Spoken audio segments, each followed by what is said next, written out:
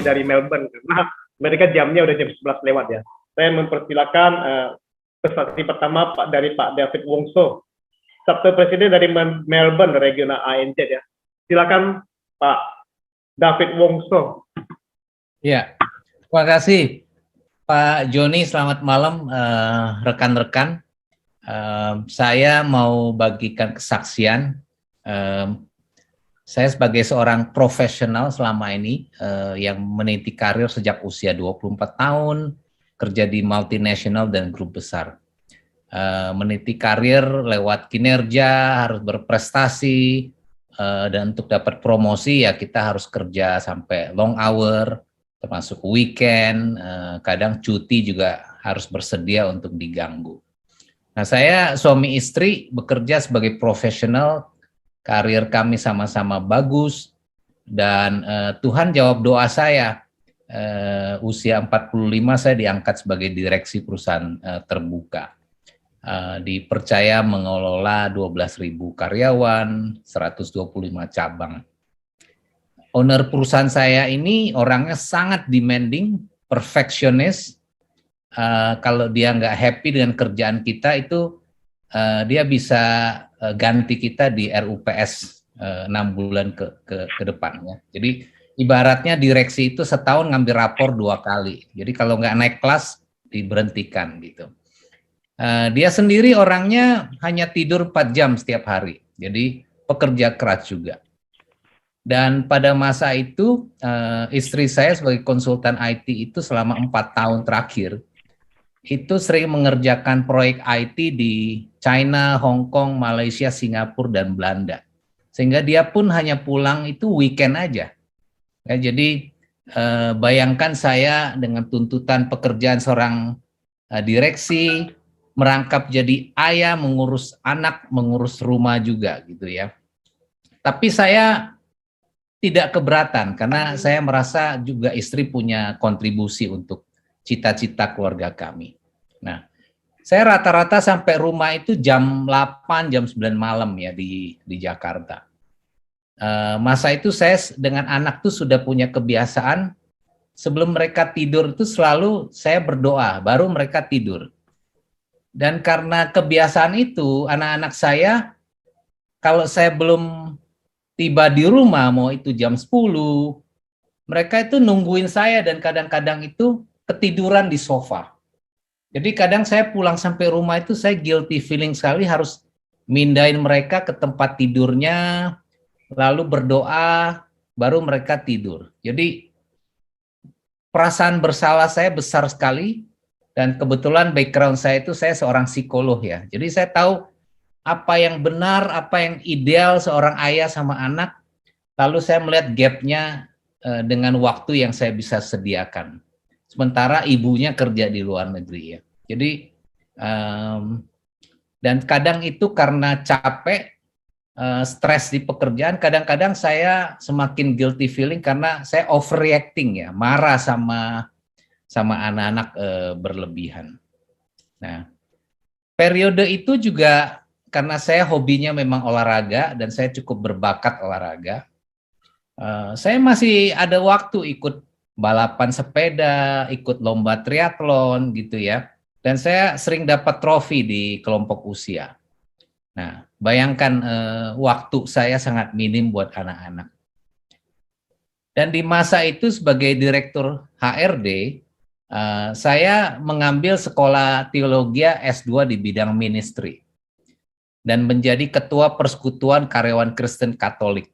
Jadi sebulan sekali saya berkhotbah di kantor sampai tibalah waktunya ujian datang, di mana perusahaan mau menutup 25 cabang yang merugi. Arahannya adalah kalau bisa jangan bayar uang pesangon sepeser pun. Dan semua direksi tidak ada yang berani menyuarakan padahal mereka tahu itu melawan undang-undang. Sebagai perusahaan terbuka, apalagi image perusahaan itu perusahaan yang Kristiani. Nah, hanya saya yang berani menyuarakan bahwa kita harus ikut aturan. Saya bergumul 2 minggu, nggak bisa tidur. Saya merasa kalau saya lakukan itu, saya mempermalukan Tuhan saya. Ya. Dan mereka tahu saya ketua persekutuan, saya sedang ambil sekolah teologi, saya juga yang akan PHK mereka, nggak bayar sepeser pun. Jadi saya putuskan resign. Anak buah saya tanya, Pak, benar mau resign bukannya enak jadi direksi? Anak saya yang perempuan tanya, Daddy, don't resign, I like your car. Karena saya dikasih mobil yang sangat bagus oleh perusahaan. Jadi anak-anak aja tahu bahwa enak punya mobil gitu ya. Tapi saya putuskan, saya kembalikan, saya resign. Saya pesan mobil yang lebih kecil dan sederhana karena butuh waktu mobil datang 3 bulan itu saya naik motor. Jadi tetangga pun bisa lihat saya dari naik mobil mewah jadi naik motor gitu ya. Dan saya mulai merintis usaha konsultan saya. Dan selama periode itu saya bawa ayah dan dengan anak saya jalan-jalan ke Melbourne. Jadi kami memang punya PR, tapi karena pekerjaan nggak bisa ke sana sehingga PR-nya tuh mati. Tapi justru karena liburan itu, saya dikenalkan dengan lawyer, dan teman saya bilang, dia bisa aktifkan PR saya kembali. Dan puji Tuhan, sesudah 18 bulan, PR saya tuh terbuka kembali. Padahal pada waktu saya mundur sebagai direksi, saya sudah tahu cita-cita saya menyekolahkan anak ke luar negeri itu sudah tertutup. Ya, saya nggak bakal punya uang lagi untuk menyekolahkan mereka. Ya, tapi Tuhan menjawab doa saya. Ya, ketika kita setia, ketika kita pilih Tuhan daripada logika manusia. Kalau logika manusia mestinya saya PHK karyawan untuk mempertahankan jabatan dan fasilitas dan gaji yang besar gitu ya. Nah, tapi Tuhan sangat baik. Dan ketika saya mulai membangun bisnis, saya punya fleksibilitas waktu. Tuhan taruh kembali di hati saya karena saya melihat banyak ayah yang bergumul seperti saya di pekerjaan.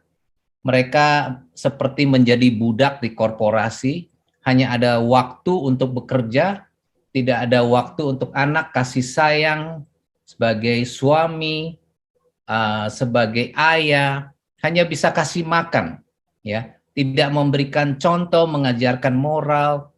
Dan itu yang Tuhan taruh saya untuk ambil pelayanan.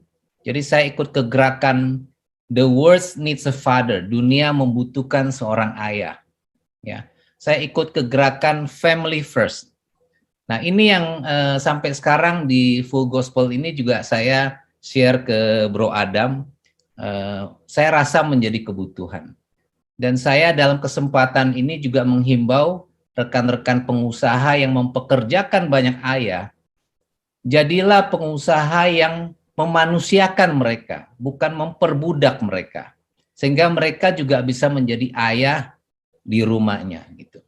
Jadi saya mengucap syukur dan berterima kasih, Tuhan baik, dan sekarang hubungan saya dengan anak-anak semakin baik, mereka juga ikut pelayanan. So, puji Tuhan, Tuhan itu Bapaknya kita, ketika kita setia pegang iman kita, Tuhan akan pimpin perjalanan hidup menjadi strong family, sehingga kita bisa finish strong in Christ. Be strong in the Lord. Puji Tuhan. Ya, makasih Pak David Wongso. Ya, saya persilakan Pak Fide untuk menambahkan. Ada Pak Fide? Halo, salam. Selamat buat Pak David Wongso. Apa kabar, Pak David? Baik, Pak. Ya, senang mendengar kesaksiannya, boleh memberkati kita semua. Untuk saya sendiri bagus kesaksian dari Pak David. Luar biasa. Silakan dilanjut Pak Joni. Ya. Oke, makasih. Mari kita beri applause buat Pak David. Boleh tangannya? Ya, makasih.